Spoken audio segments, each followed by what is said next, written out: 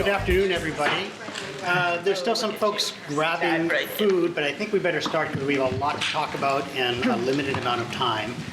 My name is Dan Dohan. I'm the co-director of the UCSF-UC Hastings Consortium on Law, Science, and Health Policy. And I'm really happy to welcome you to our 5th annual Supreme Court review. This is an opportunity for those of us on the UCSF campus to learn about the Supreme Court and the decisions that it's taken in its latest term. And we're always thrilled to have expert commentary and perspective from faculty from UC Hastings, as well as sort of discussion of these cases from our own faculty to understand the policy and social implications of the Supreme Court's decisions. This is a super cool year. Very interesting things happening on the court. Very interesting things happening in our political realm in general. So our goal today is to have some comments from our panelists and to leave time for you folks to ask questions at the end.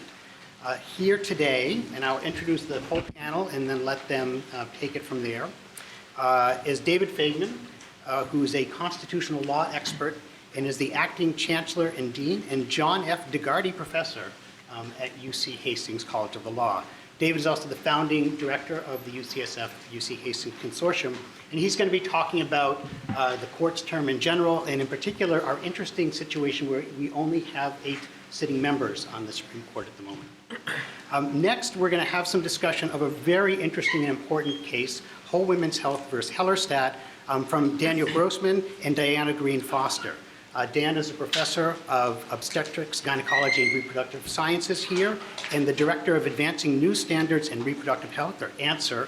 And Dan is a particularly interesting guest because he was an expert in this case, and his opinions and perspectives were cited many times by the court in their decision. Diana Greene Foster is also at ANSIRH, a professor also in the Department of Obstetrics, Gynecology, and Reproductive Sciences, and a demographer. So one of the important issues that we'll be focusing on this case is how evidence from health policy, health services, and health research has impacted this important court's decision. Then finally, Adam Dudley, who is professor of medicine and health policy at the Philip R. Lee Institute for Health Policy Studies and the director of the UCSF Center for Healthcare Value, will be talking about the third case coming up today, Go By versus Liberty Mutual Health Insurance Company. This is a case that has a fairly technical sounding result, but with big implications for how we do health services and health policy research and our ability to understand how our healthcare system is operating. So Adams is going to unpack this decision for us a little bit so we can understand its implications. So with that, I'll turn things over to David.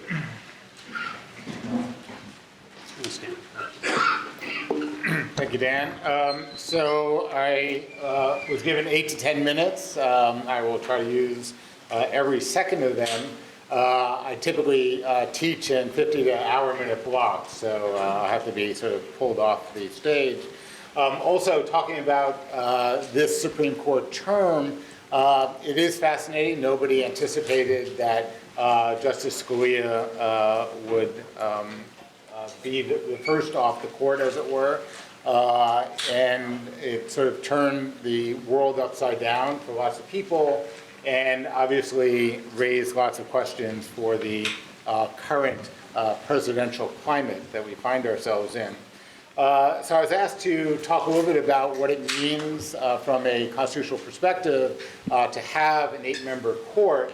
To some extent, the only reason why it's even interesting is because the court is thought of as being very evenly divided. And to some extent, that's true, but not entirely true, in the sense that Justice Kennedy needs to be understood, as he was understood beforehand, as the swing vote. But as the swing vote, I should tell you a little bit about Justice Kennedy. Justice Kennedy is a swing vote to the liberal side on human rights issues, civil rights issues, due process, equal protection, and he's a swing vote to the conservative side on states' rights, federalism issues, and executive action. And so for court watchers, it's somewhat predictable how the court is going to split when you have an 8-member court. Just to give you, so the areas that Justice Kennedy ended up being on the liberal side were, in this case, University of Texas versus Fisher, the affirmative action case, obviously the abortion case, whole women's health, and then historically he's been on the somewhat more liberal side on the death penalty context, both in terms of developmental capacity of minors to be executed under the Eighth Amendment, and also the question, which is a very important one for the next term, of how you define intellectual disability, also for purposes under the Eighth Amendment. And then, of course, he was the author of Obergefell, the same-sex marriage case. What it means to have an evenly divided court is that if the court does split 4-4, it means that the circuit court decision is affirmed, but it has no precedential value from the Supreme Court level.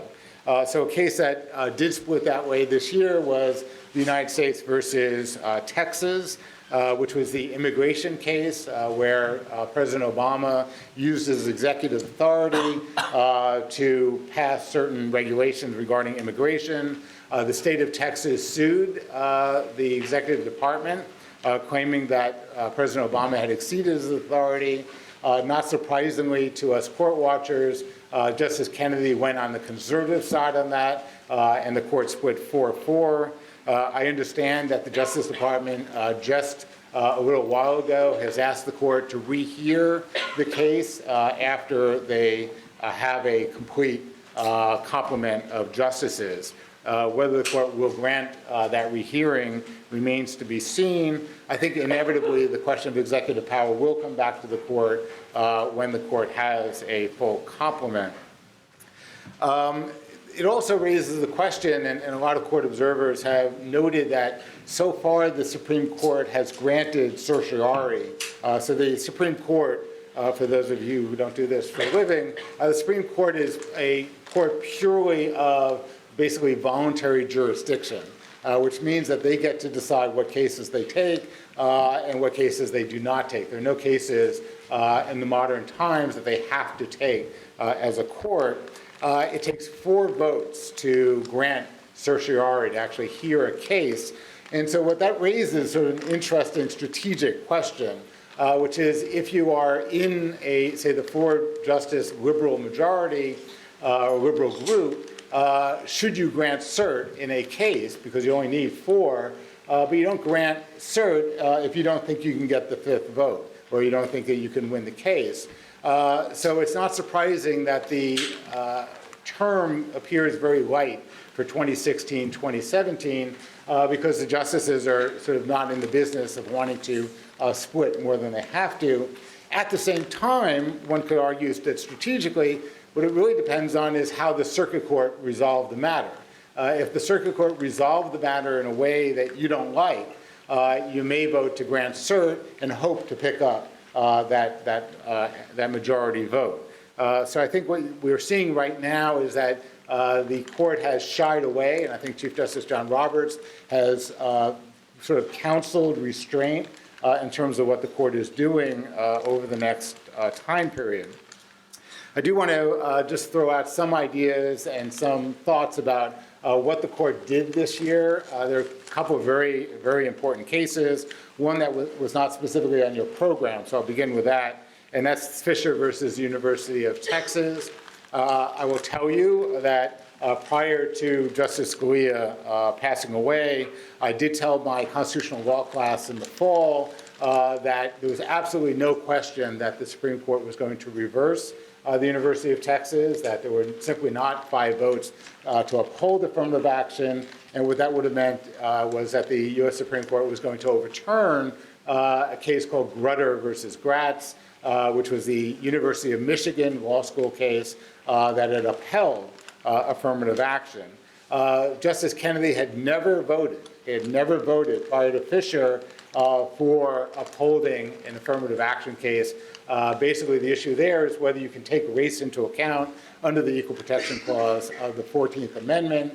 And Kennedy had always taken the view that although you can take socioeconomic status into account, and you can take certain proxies for race into account, you can't take race itself into account in decision making. And of course, in California, it's somewhat of a moot issue because of our own proposition process. But Justice Kennedy flipped on that. But if you read the case, he seems to limit it very much to the facts of the case and the situation presented in Texas, and there's lots of warning language about how not only must other jurisdictions understand that this is a limited situation, but even Texas itself has to understand that it has to be diligent in overseeing any sort of race-based affirmative action program. That was a 4-3 decision. Justice Elena Kagan recused herself because when she was at the Justice Department, she was involved in the case earlier. A case that is very important, and I know that we have 2 other speakers on it, but I can't get up here and not talk about it, is Whole Women's Health Clinic versus Hellerstedt.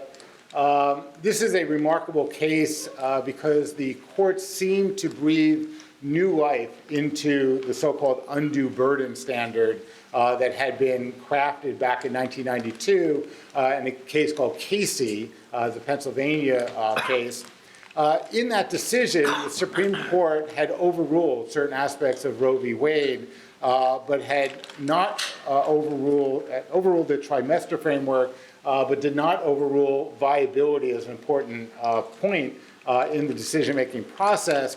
But the court marched out a whole new test, which basically said that if the regulation operated as an undue burden to the exercise of the woman's right of reproductive freedom, it was unconstitutional. Since 1992, there's been a great deal of debate about what the undue burden stands for. Traditionally, in Supreme Court decision-making, the court establishes what's called tiered scrutiny, which is rational basis review, which is the lightest scrutiny, intermediate scrutiny, which is what it sounds like, intermediate, and then strict scrutiny, which is extremely rigorous and hard to pass. The undue burden standard, of course, took us out of that tiered scrutiny, and there are a number of cases, including one that's very important for understanding what's going on here, is the case of Gonzalez versus Carhart. You probably know Gonzalez from its street name, which is the partial birth abortion case. In the partial birth abortion case, Gonzalez versus Carhart, the court seemed to jettison and get rid of the undue burden standard, not by getting rid of the test, by getting rid of any teeth that the test had. That is that the court was essentially, in Gonzalez versus Carhart, virtually completely deferential to the Bush administration and the Republican Congress's view as to whether a health exception was necessary to a ban on partial birth abortions, which of course is a medical fact. And the court basically said that we are not going to independently assess the question whether a health exception is necessary to a ban on partial birth abortions. We're going to be deferential to the political system. Well, from a constitutional standpoint, Whole Women's Health changed everything, because basically the court said is we are not going to be deferential to either legislative or even lower court decision-making on what could be called a constitutional fact, a fact that has constitutional dimensions. The court has an independent responsibility to determine that. Now, Justice Kennedy, who actually gave the opinion to Justice Breyer to write, Justice Kennedy wrote Gonzalez versus Carhart, and yet he was in the majority in Whole Women's Health.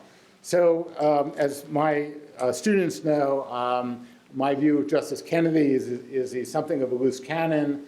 He has very little principled constitutional jurisprudence to fall back on. And so he seems to be all over the place in these cases, which is not a surprise, however disappointing it might be. Let me just finish up by talking about 2 cases that from a health sciences perspective are worth watching for next term. There are 2 cases that the court has granted cert on. One is the question of how the states define intellectual disability. So in 2 cases, Atkins versus Virginia and Hall versus Florida, the U.S. Supreme Court held that if you are intellectually disabled when you commit a crime, that is a capital offense, you cannot be executed under the Eighth Amendment, that you do not have the capacity to have understood and you are not deterrable, so therefore the Eighth Amendment doesn't permit you to be executed. The problem was, how do you define intellectual disability? In the latest case in Hall, the Supreme Court seemed to adopt the DSM-5 standard for intellectual disability, and Texas had ignored that injunction, and Texas had used an old standard for defining intellectual disability, and so the Supreme Court has granted certiorari to determine whether the Texas state approach for defining intellectual disability, for exempting somebody from the death penalty, was or was not constitutional under the Eighth Amendment. It's a huge issue in psychiatry and psychology, very much worth following. The second one is a little bit more of a stretch, but there's a case where a prosecutor identified the defendant. The issue in the case was whether the defendant, in order to be executed, had to be found likely to be violent, so it was a prediction of violence, again, a psychiatric prediction of violence. In the case, the prosecutor pointed out that the defendant shared characteristics that indicated that he was likely to be violent in the future, but also expressly pointed out that the defendant was African American and that race was a correlate for likelihood of future violence.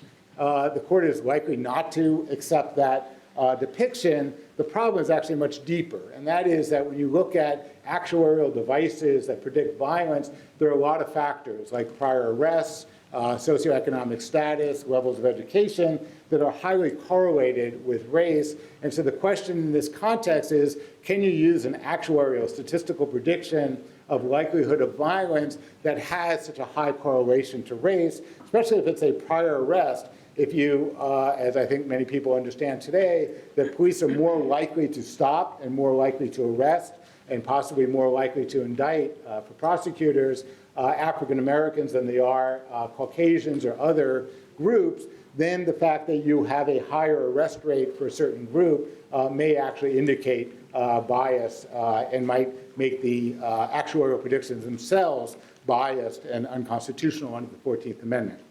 So I'll end there, and I'll look forward to sort of weighing in from time to time with the other comments. Thank you. Thank you, David. So Dan and Diane, if you guys, you can do it here or wherever place you prefer. Come on up. Great. Thanks so much for the invitation to speak today, and thanks for that nice kind of legal overview of the case. Since I am not a lawyer, and I'll probably mess up the legal stuff, I'm going to kind of give you a little bit more of my personal perspective, having been involved in this case of Whole Woman's Health. So since 2011, I have been collaborating with colleagues at the University of Texas at Austin as part of a project called the Texas Policy Evaluation Project, where we've been evaluating the impact of legislation in the state on reproductive health. And because of the comprehensive data that we had collected on abortion services in the state, I was asked to be an expert witness for the plaintiff in this case. And I was fortunate enough to also attend the oral argument before the Supreme Court in March, which was really very exciting. So to give you a little bit of background, I know many of you who I know in this audience are very familiar with this, but since Roe v. Wade was passed, states have passed a little over 1,000 laws regulating abortion, and they've really accelerated in recent years. So about over close to 300 of those laws were passed between 2011 and 2015. And more recently, many of these laws have been focused on sort of the supply side of abortion, focusing on providers, trying to, the effect of these laws is really to make abortion more difficult for providers to actually provide, or sometimes even impossible. Sometimes these are referred to as targeted regulation of abortion providers, or TRAP laws. And the two provisions that were at issue in, from Texas House Bill 2 or HB 2 that were at issue in the Whole Woman's Health case are considered TRAP laws. So one of these provisions requires physicians in Texas providing abortion to have admitting privileges at a hospital within 30 miles of the facility. And while this might sound like a good idea in theory, in reality it was very difficult for physicians in Texas to actually obtain privileges. Many of these physicians only provided outpatient care, so they didn't have case lists for surgery or patients that they had admitted into a hospital, and these were often required by hospitals in order to get admitting privileges. In smaller towns, in interviews that we did across the state, we heard from physicians who said that they couldn't find a physician who already had admitting privileges at the hospital who was willing to essentially be their backup and come out publicly and support their application, really because of stigma. There were even a few cases where physicians were directly told by hospitals that they weren't going to grant admitting privileges to an abortion provider. There's also no evidence that having or requiring admitting privileges improves the quality of abortion care. The reality is that abortion as it's currently provided in the US, largely in outpatient clinics, is very, very safe. Only about 2 women out of 1,000 have a serious complication that requires treatment in a hospital. And when inpatient care is required due to a complication, it's not necessary that the physician who actually performs the abortion be the one who admits the patient. Sometimes it needs to be another kind of specialist who needs to direct the care of the patient. So the result of the admitting privileges requirement was that clinics closed when physicians couldn't obtain or maintain these hospital admitting privileges. So as part of our research, we kind of closely monitored the clinics in the state. So in April of 2013, before HB2 was introduced, there were 41 facilities in the state providing abortion. Between May and October 2013, during the time which this law was introduced and debated and passed, 8 facilities closed because they knew that they couldn't comply with this requirement. On November 1st, 2013, when the admitting privileges went into effect, an additional 11 clinics closed on that day, leaving 22 facilities open. By June of this year, when the decision came out, there were only 17 open facilities in Texas providing abortion, so a decline of close to 60%. Most of these closures were in, or had the biggest impact, I think, in smaller cities and more rural areas of the state, but there were also closures in the large urban centers as well. The second provision that was at issue in this case was a requirement that all abortion facilities in the state meet the standards of ambulatory surgical centers, or ASCs. There's a great deal of published evidence showing that first trimester abortion performed in outpatient clinics is equally as safe as an abortion performed in an ASC or even in a hospital. ASC requirements are focused on procedures that require strictly sterile procedures, more complex procedures.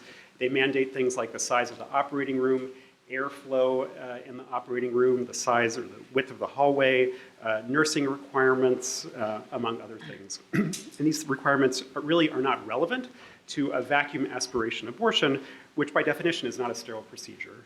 And perhaps the most illogical part of the Texas requirement was that even facilities that only provided medication abortion, which really just involves taking pills, even those facilities had to meet these same standards and essentially have women take the pill in an operating room.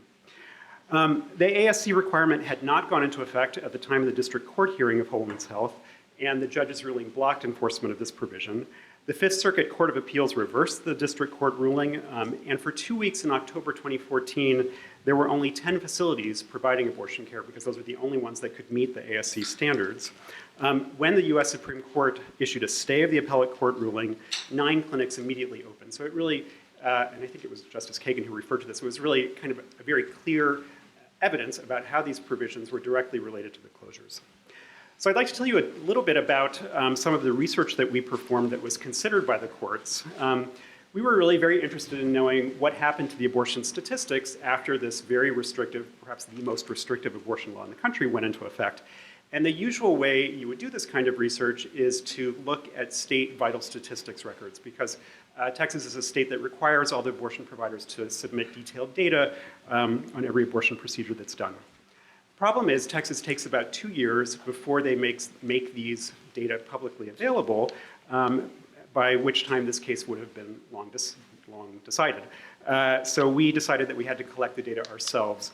And luckily, as I mentioned, we've been working since 2011, doing research with abortion providers, so we had good relationships with them.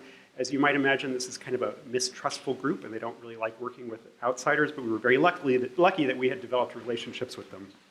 And so over the course of about 4 months in 2014, we collected detailed monthly statistics from all the abortion providers in the state, that had been open since November 2012, including the ones that closed. And we analyzed these data, wrote it up in a paper that was published in a peer-reviewed journal, Contraception, shortly before the district court hearing in August 2014. And so for this analysis, what we did was we looked at the abortion statistics during the first 6 months after HB2 went into effect and compared that to the same period a year prior. We found that the total number of abortions in Texas declined by 13% statewide, which is a much steeper decline than had been seen in Texas in recent years, or in fact nationally. That decline was much more pronounced, about a 21% decline for women who were residents of the Rio Grande Valley, which was an area where at that time all of the abortion clinics had closed. And perhaps the most concerning finding was that we found a small but significant increase in the proportion of abortions that were done in the second trimester. And that's concerning because, from a public health perspective, because although later abortion is still very safe, it is associated with a higher risk of complications compared to first trimester abortion. It's also more expensive for women and much harder to find a provider. In the district court case, Texas argued that our figures, our data couldn't be trusted because we had to wait for the official statistics, which were going to be at least another 2 years in coming. The judge did not agree, and our findings were considered in his ruling. I'll say just as a side note, Texas finally released the data for 2014, which is the first full year since HB2 went into effect. They released those results 3 days after the Supreme Court ruling, which was interesting, after they were accused of intentionally delaying the release of the data. And in fact, the 2014 official statistics are even more concerning than what we found.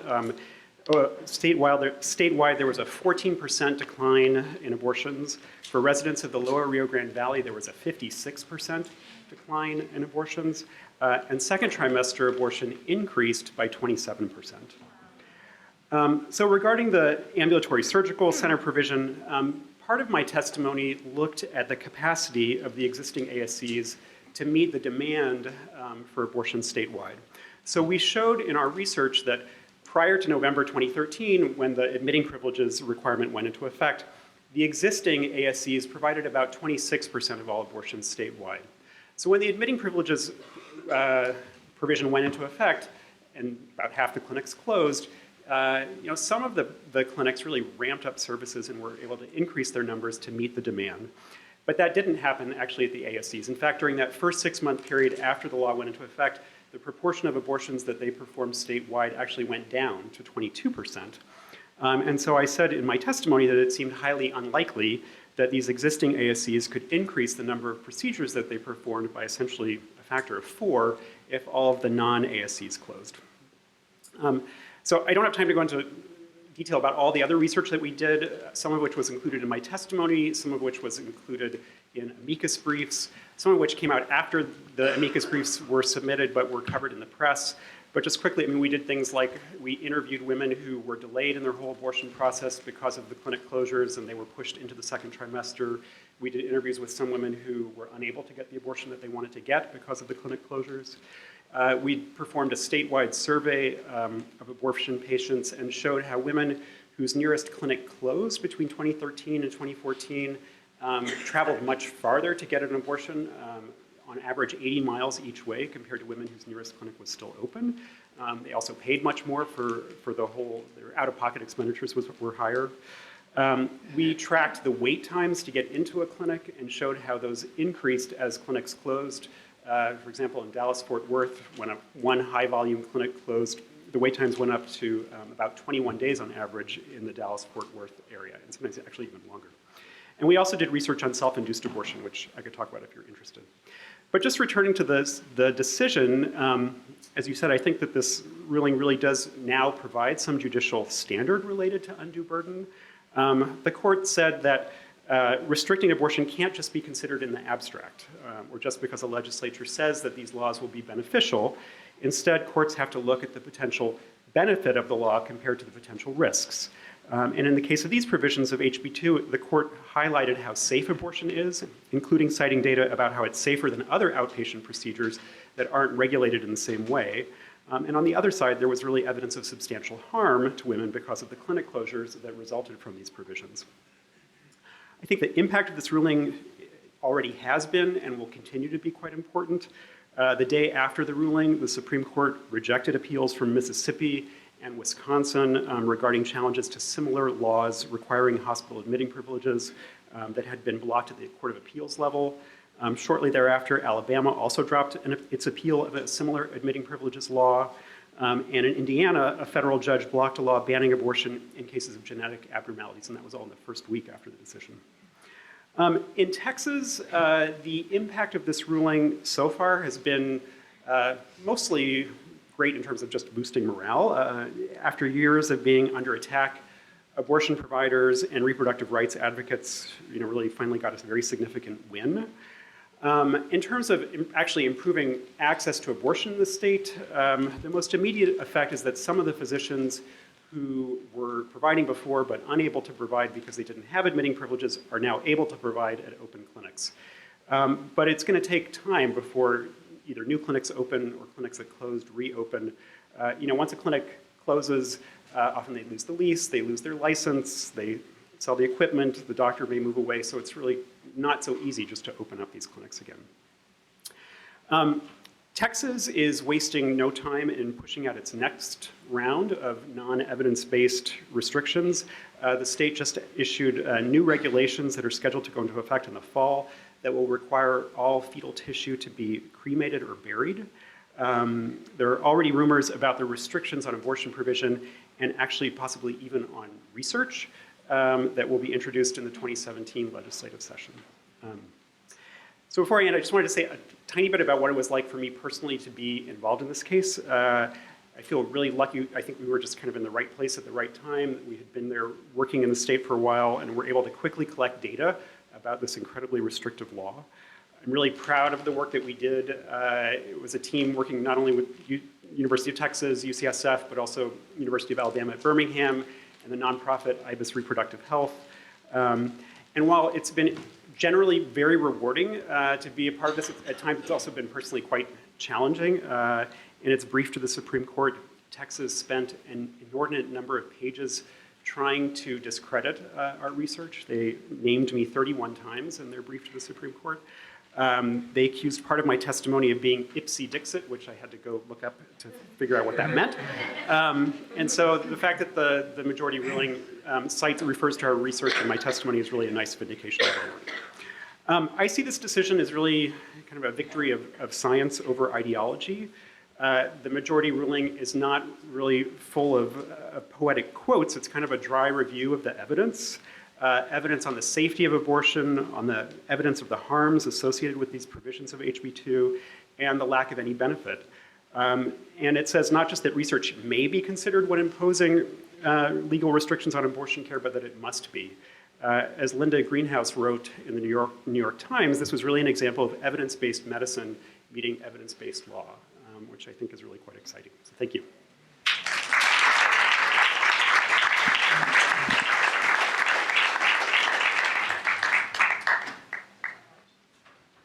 Okay, Dan stole my line.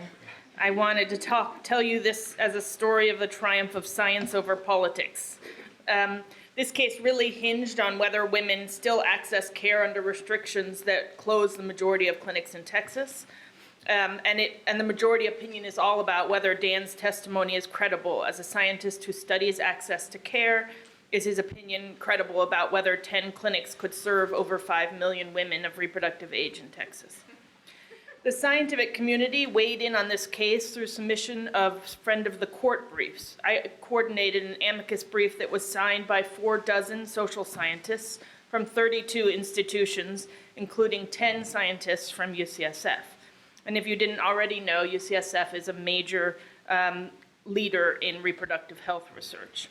And some would say it was just because of the alphabet, but I know it's true that Nancy Adler's name went first. She's our UCSF Director of the Center for Health and Community. Her name is the first on the list of signees. Why she should go first is because she was a pioneer in the study of the mental health effects of abortion. The social scientist amicus brief was cited in Justice Breyer's majority decision and Justice Ginsburg's concurring opinion. And although the brief covered many areas, the effect of trap laws on providers and quality of care, the effect of access to abortion on women's well-being, what was cited directly was a UCSF study on abortion safety. UCSF Associate Professor Ushma Upadhyay led a study based on 55,000 abortions in California that showed that major complications from abortion are less than 1/4 of 1%.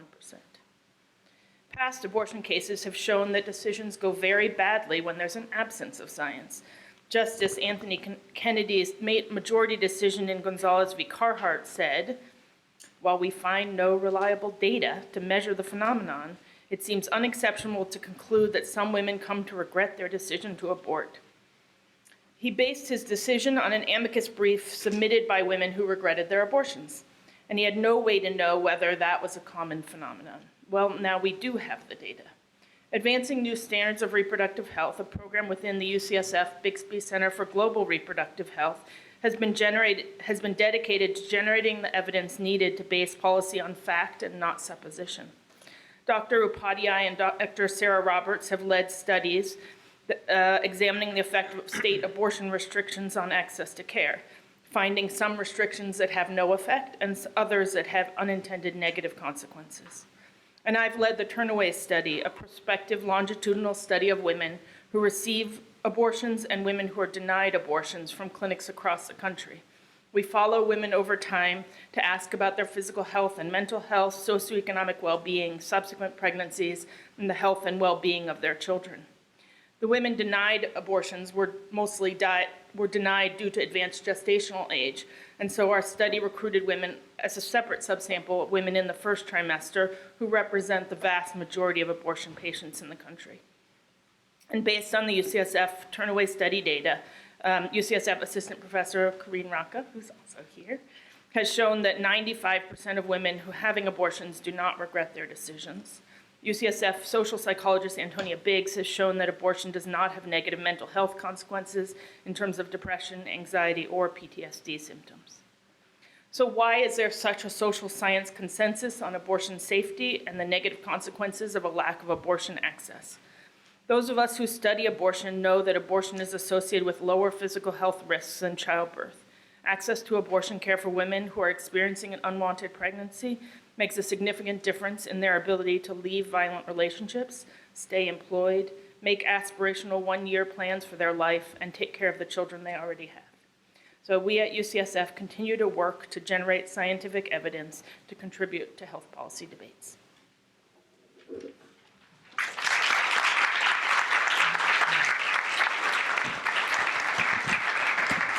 Thank you both for that terrific discussion of that case, and I think Adam's comments coming up next are very important because it really goes to the other side of the divide, which is what happens when the law makes it more difficult to collect the data that allows you to do research. So Adams, I'll turn it over to you. So I find it helpful to think, almost always, cases that reach the Supreme Court are balancing one social need versus another. And you may disagree with whether or not there's a social need, but it's helpful to try and raise up what are the issues that people are talking about. And so I'm going to now talk about a very different topic, and it'll help me to understand your background. How many people here know who Jimmy Hoffa was? Okay. If it had been medical students, no hands would have gone up. The real issue for the real social part of the real social problem that the law I'm going to talk about, called ERISA, the Employee Retirement Income and Security Act, was addressing was that unions were being handed large pots of money for the purposes of managing pension benefits, and smaller pots of money, but still significant pots of money for the purposes of managing health benefits. And there's now substantial evidence that there was a lot of dipping of the hand into the pot to take some of the money out of the pension and health benefits pools. And that was one of the main issues that corruption on the union side was creating.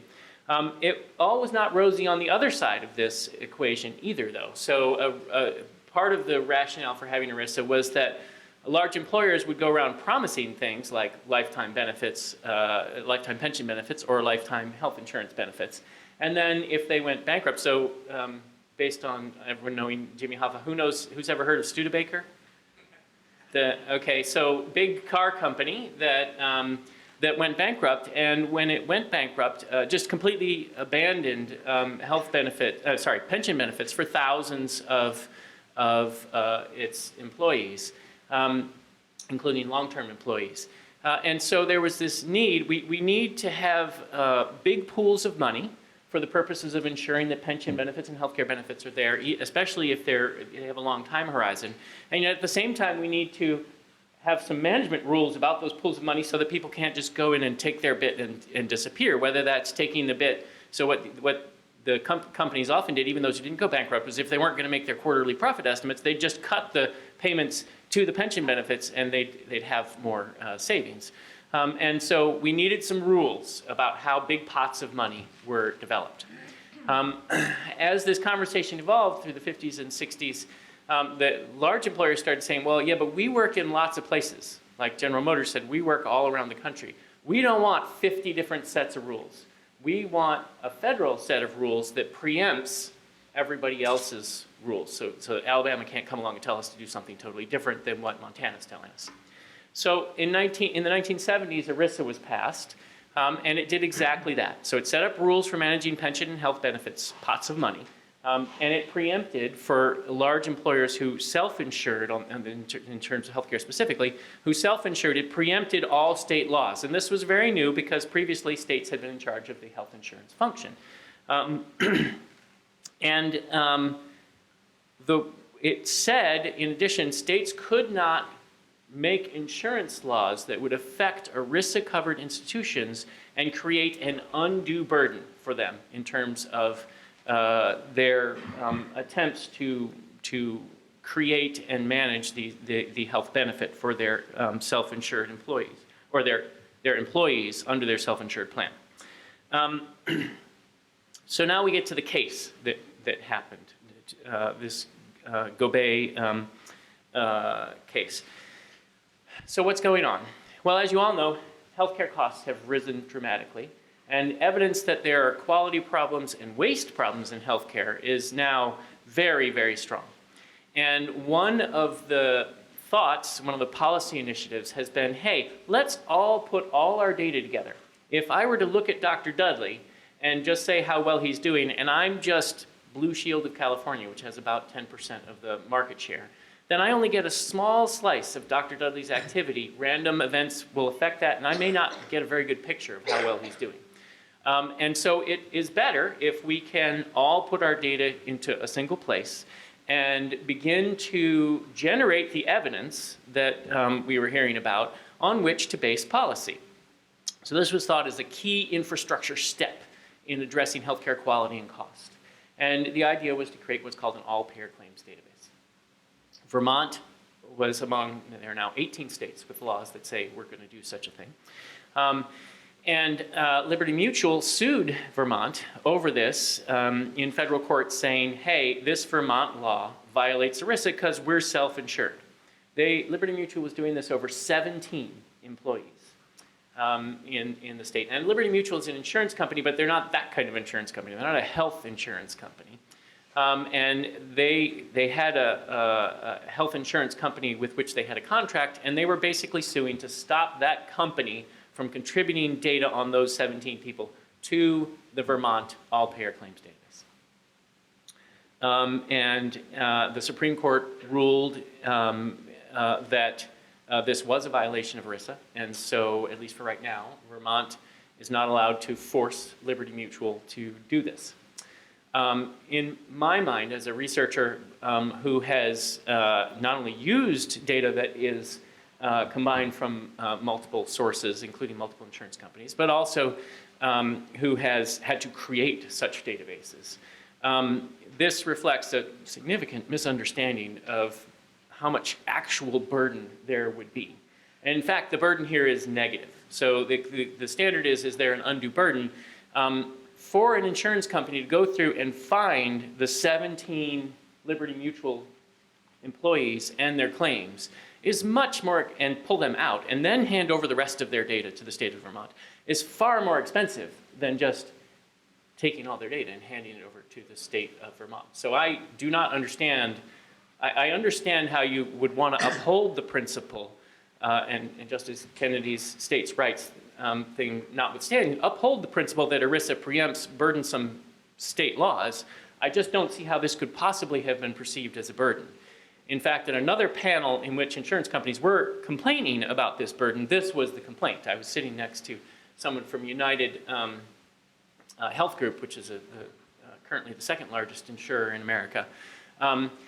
And just a few days after they had announced their annual revenues of 126 billion with a B, this person sat on a panel at the National Association of Health Data Organizations and said if they were to comply with 50 different states' requirements, that they all be different. This is sitting in an organization which has proposed national standards so that they could all be the same.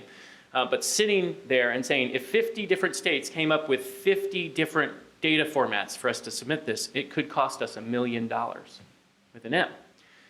So it's very hard for me to see how just complying the cost of 1 million to create a data context in which we could generate much better evidence in any way constitutes a burden when the revenue flow is 126 billion. But one thing that would in fact increase that number is to go through and selectively pull out certain people. That would definitely substantially increase the cost, but it's sort of, you understand why I'm saying it's a negative burden? So I completely disagree with the Supreme Court on the application of this standard, although I think I understand why they did what they did. Fortunately, there are some options. So as I mentioned, the National Association of Health Data Organizations has put forward a standard for what this data should look like, and it is allowed under ERISA for the Department of Labor to say, we're going to preempt all state laws, and by the mechanism of adopting this standard and saying, or some other standard, any other standard, and saying if states want to do this, they can as long as they use this standard. So they could do that, but they haven't shown any inclination. They could have done that. They could have maybe even stopped the whole case from getting to the Supreme Court if they had done that. But hopefully they will. Another alternative would be for the Department of Labor, for Vermont to apply to the DOL for a waiver rather than having fought the issue at the Supreme Court. They could have asked DOL for a waiver. And the final option is for Congress to change ERISA, which is extremely unlikely, I think. This is the kind of conversation I wish we actually were having instead of the political conversation we are having, is what are the social problems that we have? Well, we need to manage pots of money, and we need to have some rules for them. But it also is better if those rules aren't complicated and aren't burdensome. And how can we move forward with that? And at the same time, we also need to create data about these two particularly important problems of healthcare cost and healthcare quality. And this might be a way that we could have some collective action, allow the states to experiment, have 50 different labs for how to address healthcare quality and healthcare cost. And unfortunately, it seems to me this rather unreasonable Supreme Court decision stands in the way of states being able to do that. And hopefully, the Department of Labor will step up and do something about that. Thanks.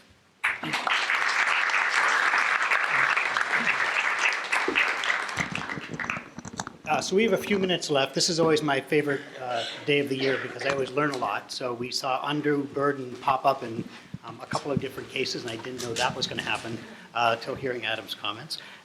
A couple of quick observations, but you should go ahead and say, first of all, ipse dixit means because I said so. So every parent who's had a teenager knows and uses ipse dixit.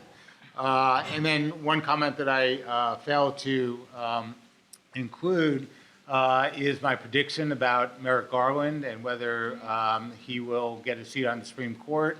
My prediction, I'll go on the record, is that if Hillary Clinton wins the election, and in particular if the Democrats take the Senate, Garland will be a Supreme Court justice by the middle of November. And if not, then bets are off. But they're not going to get an appointment as good as Garland if Hillary Clinton is president. Great. And while you folks are thinking, I have a question actually for, I don't know if it's for Diana or Dan, but I think one of the things that's most impressive about the discussion of this case is both how you brought evidence to bear, but also that you were thinking about these issues 5-6 years in advance of when they became relevant for the court. And clearly, in the previous case, not having the data led to a very different type of decision by the court. So I'm curious if you can tell us a little bit about the research that you're doing now and the extent to which you have confidence that that might be involved in future decisions that may come down the pike based on how you see the politics of this playing out across the different states. I'd been doing work in Texas even before 2011 with colleagues at the University of Texas at Austin in the El Paso area, actually looking at women who were getting contraception across the border in Mexico over the counter. And we saw how women were just struggling to meet their reproductive health needs even back then. And it was then in the 2011 legislative cycle, Texas cut the family planning budget by 2/3, essentially to cut Planned Parenthood out from receiving these funds, but it ended up having an effect to really close other small nonprofit family planning services. So, and we just saw how somebody needed to study what was going to go on there. They passed also an abortion restriction in that legislative cycle, which now in retrospect seems pretty benign. It required women to make an extra visit at least 24 hours before the law went into effect. In terms of moving forward, I mean, we're planning to continue our work in Texas and hopefully see what happens as the clinics start to reopen and try to show that some of this, the change in the abortion statistics actually are reversed. We're also doing work on other kind of abortion-related policies, for example. I mean, Diana talked about several different things. We're also doing work, for example, on telemedicine provision of medication abortion. About 18 states have passed laws showing, or trying to ban telemedicine for the provision of abortion, despite evidence that we've collected showing how it's safe, effective, and women really like it.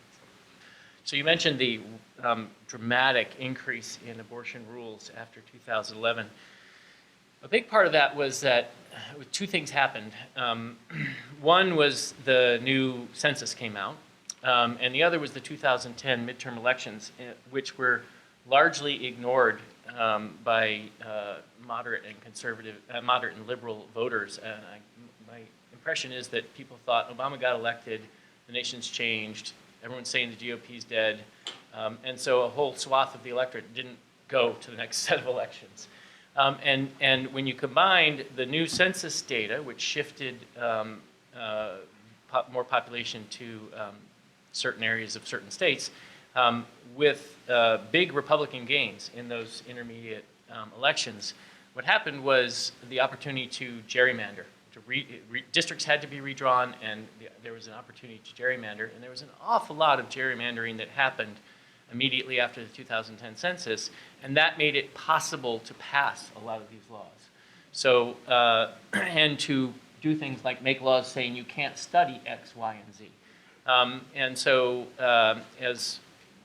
so now to wrap around to a university role, I think it was fantastic that you were already there, and that is one of the things that universities have to do in our world, is we have to be the place where an independent voice can exist, where, and it's also why I'm focusing, and if anyone wants to help me, let me know, on independent philanthropy to this and other universities, is we have to have ways around the funding restrictions and around the political restrictions on just getting to the evidence on which policy is based.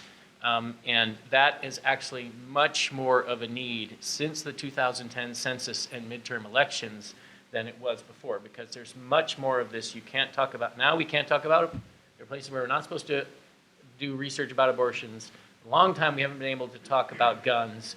NIH is not allowed to address healthcare cost. All these things that are huge social issues that we absolutely should be talking about, not tweeting insults at each other, but talking about with evidence, we can't do. And so we need universities to be a place where at least some of that conversation can be started, and we need philanthropy to make that possible, because it's clear that state governments and federal government are not going to fill that hole. It's going to have to come from individual and foundation philanthropy.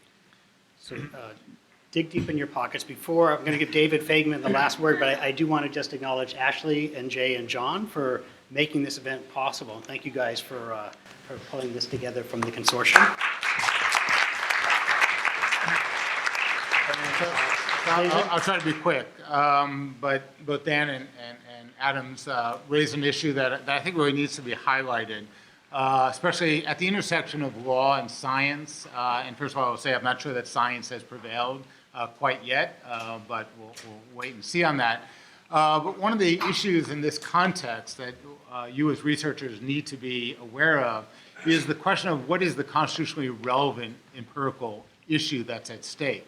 And very quickly, if you go back to Brown versus Board of Education, when Thurgood Marshall was orchestrating his attack on segregated schooling, he found the research that was done by Kenneth Clark, the so-called doll studies.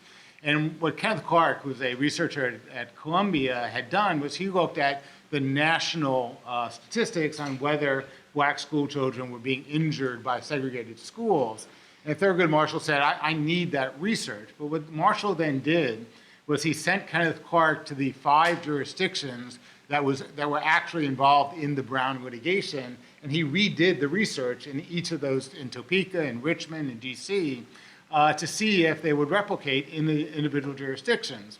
When they got to the Supreme Court, Robert Carter was arguing the Topeka case for the NAACP, and Justice Hugo Black said the Topeka District Court had found that the black school children in Topeka were injured by segregated schools.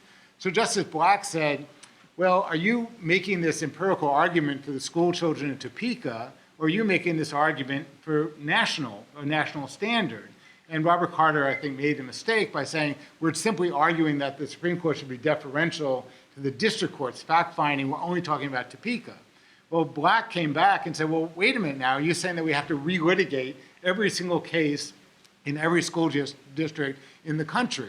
And so as researchers, you have to ask yourselves, what is the operational definition? What is the operational construct that you're measuring? And in the abortion context, just to bring it home, think about the 24-hour waiting provision. The 24-hour waiting provision has been argued for more than 25 years now to be an undue burden. And there's a good deal of research on whether having to wait 24 hours is an undue burden.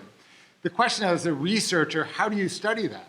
And one could argue, in fact, there's a Seventh Circuit case that does argue this, is that the undue burden might be different for a 24-hour waiting provision in Delaware, Rhode Island, than it would be in Montana or Wisconsin.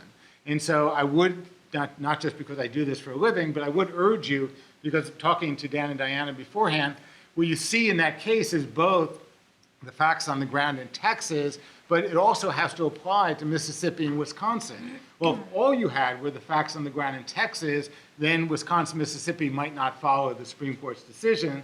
But what Diana did in the amicus brief is to say, these facts are true nationally, not only locally. And so as you consider, this question of how you're doing research that might be constitutionally relevant, you do have to ask the question, well, how are you defining the constitutional fact that is of research consequence? Anyway, I'll end there.